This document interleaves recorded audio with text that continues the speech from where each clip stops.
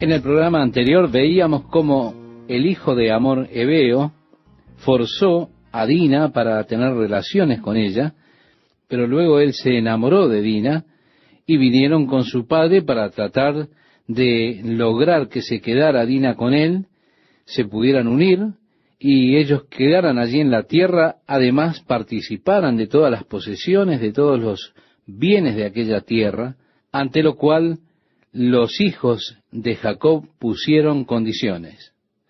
Y esas condiciones fueron cumplidas por el amor que tenía el hijo de este Amor Hebeo.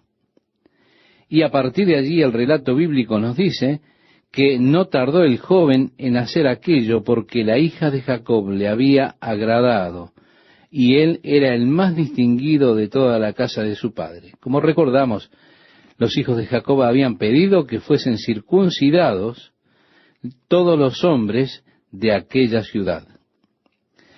Y relata así la Biblia: entonces Amor y Siquem su hijo vinieron a la puerta de su ciudad y hablaron a los varones de su ciudad diciendo: estos varones son pacíficos con nosotros, y habitarán en el país y traficarán en él, pues he aquí la tierra es bastante ancha para ellos. Nosotros tomaremos sus hijas por mujeres y les daremos las nuestras. Mas con esta condición consentirán estos hombres en habitar con nosotros para que seamos un pueblo, que se circuncide todo varón entre nosotros, así como ellos son circuncidados. Su ganado, sus bienes y todas sus bestias serán nuestros. Solamente convengamos con ellos y habitarán con nosotros. Y obedecieron a Amor y a Siquem su hijo todos los que salían por la puerta de la ciudad, y circuncidaron a todo varón a cuantos salían por la puerta de su ciudad. Pero sucedió que al tercer día, cuando sentían ellos el mayor dolor, dos de los hijos de Jacob, Simeón y Leví, hermanos de Dina, hija de Lea, tomaron cada uno su espada y vinieron contra la ciudad que estaba desprevenida, y mataron a todo varón. Y a Amor y a Siquem su hijo los mataron a filo de espada, y tomaron a Dina de casa de Siquem, y se fueron. Y los hijos de Jacob vinieron a los muertos, y saquearon la ciudad, por cuanto habían amancillado a su hermana. Tomaron sus ovejas, y vacas, y sus asnos, y lo que había en la ciudad y en el campo, y todos sus bienes. Llevaron cautivos a todos sus niños y sus mujeres, y robaron todo lo que había en casa. Entonces dijo Jacob a Simeón y a Leví: me habéis turbado con hacerme abominable a los moradores de esta tierra, el cananeo y el fereceo, y teniendo yo pocos hombres, se juntarán contra mí, me atacarán, y seré destruido yo y mi casa. Pero ellos respondieron: ¿había él de tratar a nuestra hermana como a una ramera? Así que, estimado oyente, nuevamente notamos que los hijos están actuando engañosamente. Es interesante cómo sucede esto de nuevo. Lo que el hombre sembrare, eso también segará, dice la Biblia. Jacobo era culpable de engañar a su padre al recibir la bendición que era para Esaú. Él fue luego engañado por su tío Labán, y ahora él ve los actos de engaño, cómo hacen con esta compañía de personas, tratándoles traidoramente y engañosamente a ellos, yendo y matándolos, matando a los hombres, tomando a las mujeres de esclavas, y así los hijos de Jacob han hecho eso que era reprensible. Ahora Dios es realmente muy llano y abierto al mostrarnos que las personas que Él escogió no eran personas perfectas en absoluto. Simeón y Leví son venidos al juicio más tarde. Años después, en el capítulo 49 de Génesis, está registrado cuando Jacob estaba a punto de morir, él congrega a sus 12 hijos alrededor de sí, alrededor de su cama, y comenzó a profetizar en cuanto a estos niños, y les dijo a cada uno por qué ellos no recibieron el derecho de primogenitura. Entraremos en el pecado de Rubén un poco más ampliamente cuando lleguemos a ese momento. Encontraremos el pecado de Judá. Vemos aquí los pecados de Leví, quien era el padre de una tribu sacerdotal. Él era un engañador, tenía un horrible temperamento y una furia tremenda. Y cuando Jacob juntó a sus hijos alrededor de él, volviéndose a Simeón le dijo: maldita sea su ira por la cual torciste una ciudad. Aún estaba reprochándoles años después esa horrible acción de ellos. La Biblia no perdona lo que ellos hicieron, no lo declara como justo. De hecho, su padre más tarde les reprocha severamente esta cosa: ellos no recibieron la primogenitura o la bendición por causa de su maldita ira, ese maldito temperamento con el cual fueron y mataron a esos hombres de aquella ciudad. Sus hechos se levantan en contra de ellos más tarde. Así es que encontramos que Dios está abierto, Él no trata de esconder los pecados del hombre. Él de ningún modo sale con la idea de que Él usa solamente a los perfectos. Pues si Dios usase solamente a los perfectos, Dios no tendría a nadie a quien usar. Así es que Dios tiene que utilizar lo que Él puede, y esto es a nosotros, con todas nuestras imperfecciones. Así que a fin de que no tengamos este concepto en nuestras mentes, lo cual ocurre tan fácilmente, de que Dios usa solamente gente perfecta, o Dios bendice a gente perfecta, Dios es cuidadoso en mostrarnos que estas personas no son en absoluto perfectas. Aún así Dios los escoge y los usa. Esto es, estimado oyente, para animarnos, porque usted sabe que no es perfecto, y aún así Dios le ha escogido y quiere usarle. Esto me ayuda también a mí a rendirme a mí mismo a Dios, para saber que no tengo que ser perfecto. Sí, Él quiere que yo sea perfecto, yo no, pero Él ha provisto para mis imperfecciones a través de Jesucristo. Por lo tanto, me usará, y eso para mí siempre es algo realmente muy conmovedor. De manera que Dios no trata de disculpar y darle la imagen, se da cuenta, de individuos realmente perfectos. Hombre, estos sujetos eran horribles, lo que hicieron fue espantoso, y con todo Dios ha de usarles para ser padres de la nación. Dijo Dios a Jacob: levántate y sube a Betel. Ahora Jacob está con miedo. Él decía: oye, los reyes se van a juntar, me van a atacar y nos van a exterminar. Así que Dios le dice a Jacob: levántate y ve a Betel y quédate allí, y haz allí un altar al Dios que te apareció cuando huías de tu hermano Esaú.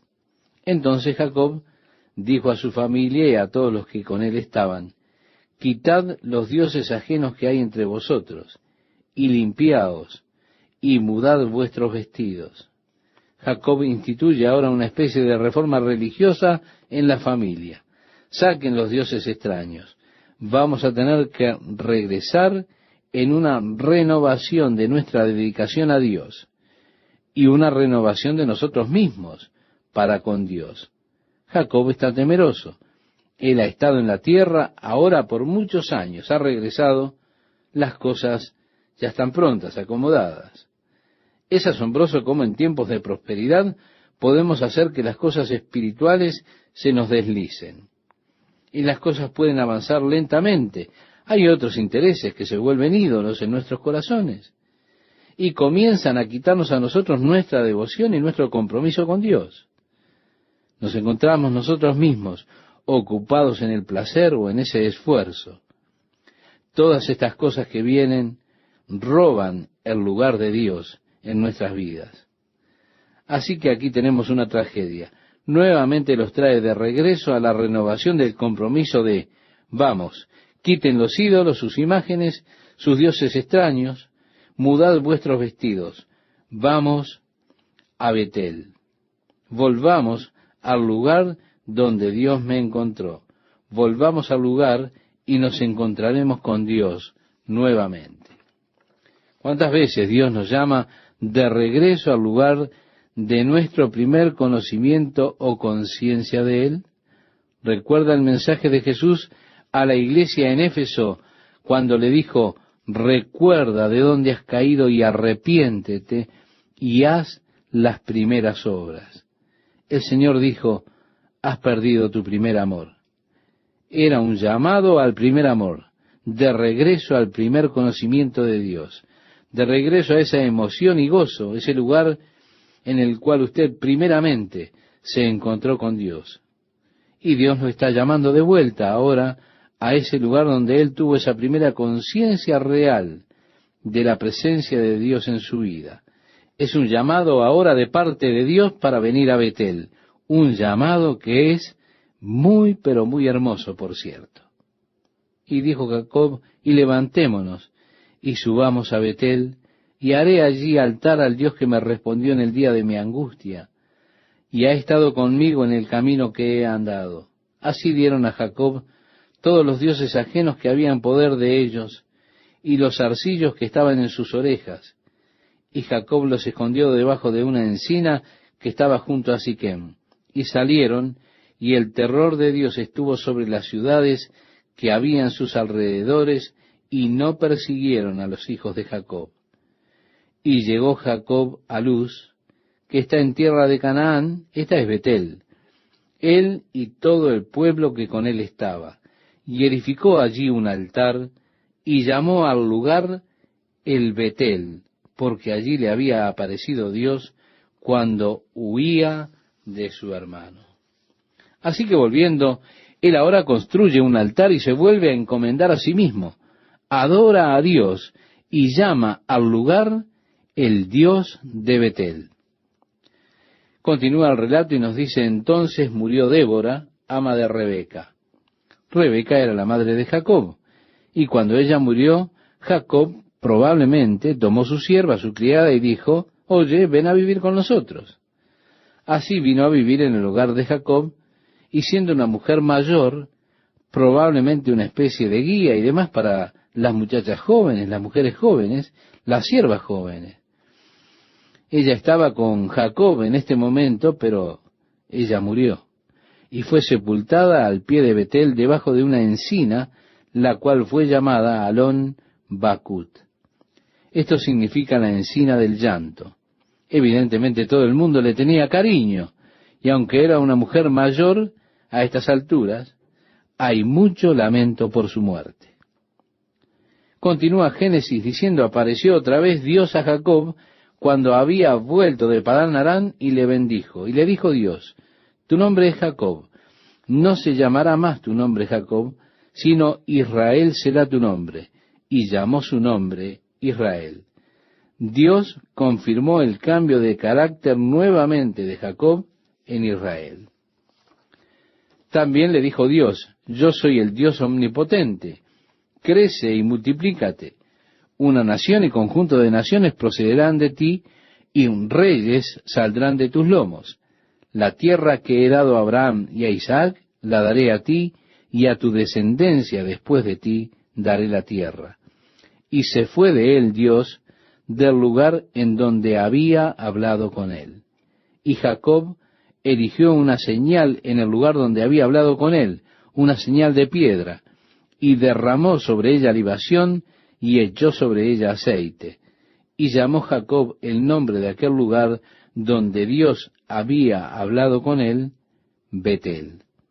Una segunda vez apareció Dios a Jacob aquí en el área de Betel. Renovó el pacto y renovó la promesa. Después partieron de Betel, y había aún como media legua de tierra para llegar a Efrata. Bien, Efrata es el área cerca de Belén. De hecho, es el área de Belén. Cuando dio a luz Raquel, y hubo trabajo en su parto. Y aconteció, como había trabajo en su parto, que le dijo la partera: no temas, que también tendrás este hijo. Y aconteció que al salirse el alma, pues murió, llamó su nombre Benoni. Ella era, por supuesto, bastante mayor ahora, y murió al nacer el niño, el segundo hijo, Benoni, el cual significa hijo de dolor. Mas su padre lo llamó Benjamín, hijo de mi diestra, para que el niño no llevase por siempre el nombre hijo de dolor, y fuera recordado así por la muerte de su madre en el nacimiento. Ellos le llamaron hijo de mi mano derecha. Así murió Raquel y fue sepultada en el camino de Efrata, la cual es Belén.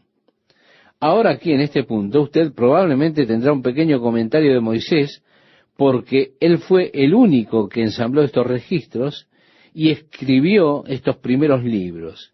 Así que Moisés añade un pequeño comentario aquí. Y levantó Jacob un pilar sobre su sepultura. Esta es la señal de la sepultura de Raquel hasta hoy. Bien, así que años más tarde, unos 400 años después, el pilar aún estaba allí, ese pilar que Jacob levantó. De manera que Moisés hace mención a ese hecho, que estaba allí aún en sus días. Continúa el relato bíblico, y salió Israel y plantó su tienda más allá de Migdal Edar. Aconteció que cuando moraba Israel en aquella tierra, fue Rubén y durmió con Bila, la concubina de su padre, lo cual llegó a saber Israel. Ahora bien, los hijos de Israel fueron 12. Así que Rubén fue. Él es el hijo mayor, no está casado. Él probablemente, se da cuenta, tenía algo en mente. Por supuesto, Bila es un poco mayor que Rubén. Así que ella no es totalmente inocente en este asunto. Probablemente tuvieron el tipo de relación de salir juntos, tener relaciones sexuales. Jacob averiguó esto y es interesante como que lo pasa por alto. No dice aquí nada que Jacob haya hecho, nada en oposición a esto. De hecho, va a nombrar a los hijos de Jacob ahora y a aquellos que fueron nacidos de cada una de las madres. Nuevamente, más tarde, cuando Jacob está dándoles indicaciones a sus hijos al momento de su muerte y las bendiciones, Rubén es pasado por alto porque es inestable como el agua. Él se acostó en la cama de su padre.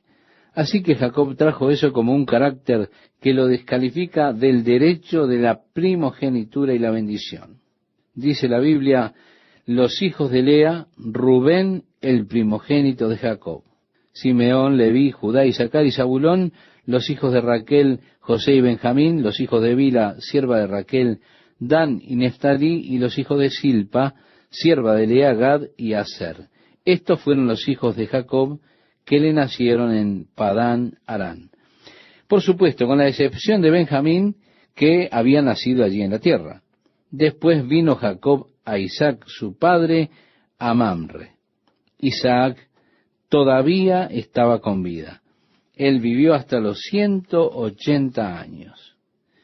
Y como leíamos después, vino Jacob a Isaac, su padre, a Mamre, a la ciudad de Arba, que es Hebrón, donde habitaron Abraham e Isaac. Y fueron los días de Isaac 180 años. Y exhaló Isaac el espíritu y murió, y fue recogido a su pueblo, viejo y lleno de días. Y lo sepultaron Esaú y Jacob sus hijos. Así que él fue un inválido por más de 50 años, ciego y demás. Qué triste modo de terminar la vida, ¿verdad? Ahora, en el capítulo 36, no nos molestaremos en entrar en detalles de ningún tipo, porque en este tenemos las generaciones de Esaú, y se nos dan en el capítulo 36, simplemente para desprenderse de la imagen. Pero, para mostrarle los descendientes de Esaú, la Escritura lista sus nombres y demás aquí en el capítulo 36. Y dice, estas son las generaciones de Esaú, el cual es Edom. Edom significa rojo. Él fue el padre de los edomitas. En el versículo 6 dice, y Esaú tomó sus mujeres y sus hijos y sus hijas y todas las personas de su casa y sus ganados y todas sus bestias y todo cuanto había adquirido en la tierra de Canaán, y se fue a otra tierra, separándose de Jacob su hermano. Así que cuando Jacob vino aquí al área, Esaú salió de este lugar, que era al sur y al este de la región del Mar Muerto, descendiendo hacia el Golfo de Acaba, el área que más tarde sería conocida como Edom. Esa es el área donde Esaú y sus descendientes se establecieron, porque los bienes de ellos eran muchos y no podían habitar juntos, dice allí la Biblia. Ahora, uno de los hijos de Esaú, en el versículo 10, es Elifaz, y uno de los hijos de Elifaz, en el versículo 11, es Temán. Si usted recuerda en el libro de Job, uno de los consoladores de Job era de nombre Elifaz el temanita. Así que es muy posible que este Elifaz que tenemos aquí, uno de los hijos de Esaú, fuese uno de los que llevó consuelo a Job. Y así que esto probablemente fecha para nosotros el libro de Job, lo cual significa que es uno de los libros más viejos de la Biblia, porque Génesis fue escrito por Moisés unos 500 años antes, pero el libro de Job fue mantenido intacto y hace de él uno de los libros más viejos de la literatura de la humanidad. Vemos así que el nombre de Elifaz, cuyo hijo era Temán, y en Job, Elifaz el temanita, es muy posible que aquí estemos en el tiempo de Job. Es también interesante que tenemos en el versículo 33, y yo le pido que usted preste atención, estimado oyente, que dice, murió Bela y reinó en su lugar Jobab, hijo de Sera de Bosra. Sabemos que Job era un gobernante, un rey sobre un área. Es posible que este Jobab aquí sea de hecho el Job del libro que lleva su nombre. Por supuesto, Elifaz fue uno de sus tíos que vino a visitarle en ese tiempo que él estaba pasando por grandes pérdidas personales y problemas. Así que es muy posible que en el capítulo 36 tengamos nombres que están involucrados en ese tiempo, al menos del libro de Job y de la vida de Job. Él vivió sin duda por ese tiempo, lo cual ayuda para que usted tenga las cosas en una perspectiva más clara, diferente. Significa que Job estaba viviendo al mismo tiempo que vivió Jacob y Esaú, así como todos estos eventos.